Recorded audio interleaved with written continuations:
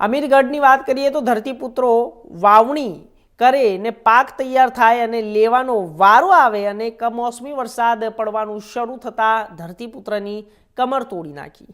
બનાસકાંઠા જિલ્લામાં આદિવાસી વિસ્તાર ધરાવતા અમીરગઢ તાલુકાની વાત કરવામાં આવે તો અહીંની ભૌગોલિક સ્થિતિ ખેતી પર આધારિત છે.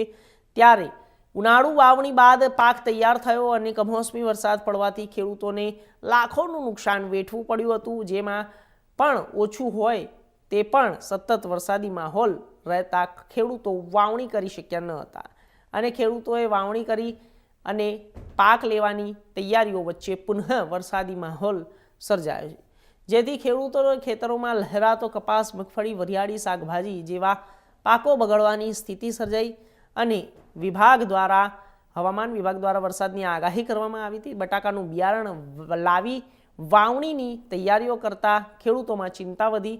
અત્રે ઉલ્લેખનીય છે કે આદિવાસી વિસ્તાર ધરાવતા અમીરગઢ તાલુકા તરફ સરકાર જુએ તેવી આશા અપેક્ષાઓ ખેડૂતો રાખી રહ્યા છે.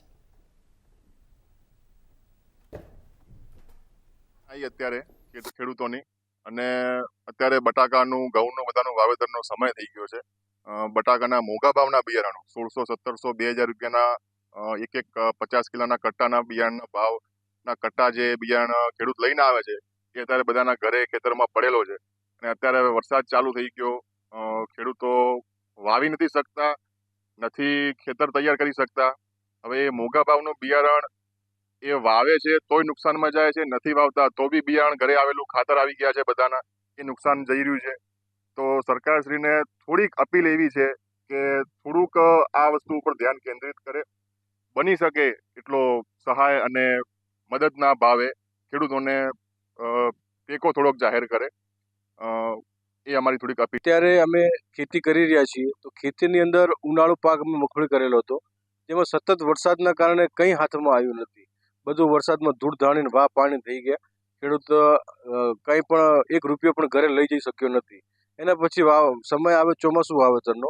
ચોમાસું વાવેતરની અંદર કપાસ અને મગફળી કરેલી હતી, તો જેમાં સતત વરસાદના કારણે નથી જીંડવા બેઠા, નથી કોઈ મગફળી પાકી છે તો દાણા નથી ભરેલા, વજન પકડાયા નથી. કપાસમાં પણ જીંડવા બેઠા નથી, બધા ફૂલ સતત ખરી ગયા. એટલે ચોમાસું પાક પણ અમારો 80% ફેલ ગયો છે. 20% ખાલી માત્ર અમને મળેલ છે, જેની અંદર અમે અત્યારે ગુજરાન ચલાવી રહ્યા છીએ. હવે સતત વરસાદના કારણે નથી ચોમાસું, નથી ઉનાળુ વાવેતરમાં કંઈ લાભ થયા નથી. હવે વાત આવી શિયાળાની. શિયાળામાં પણ અત્યારે આ વાવેતર કરવાનો સમય થઈ રહ્યો અને વરસાદ ચાલુ થઈ રહ્યો એની અંદર.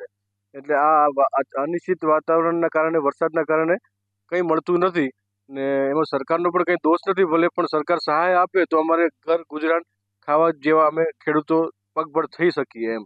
એટલે બંને તો હમણાં અંબાજી આપણા શ્રી ખેડૂત મંત્રી આવ્યા હતા, એમને જાહેરાત કરી હતી કે ખેડૂતોને સહાય આપવા માટેની. તો બંને તો એનો લાભ અમને પણ બનાસકાંઠા, ઉત્તર ગુજરાત વિસ્તારમાં આપે. અને અમારો વિસ્તાર એટલે ટ્રાઇબલ વિસ્તાર છે, જેની અંદર અમને કોઈ ડોક્યુમેન્ટેશન કરતાં આવડતું જ નથી, કાગળીય કરતાં આવડતું નથી.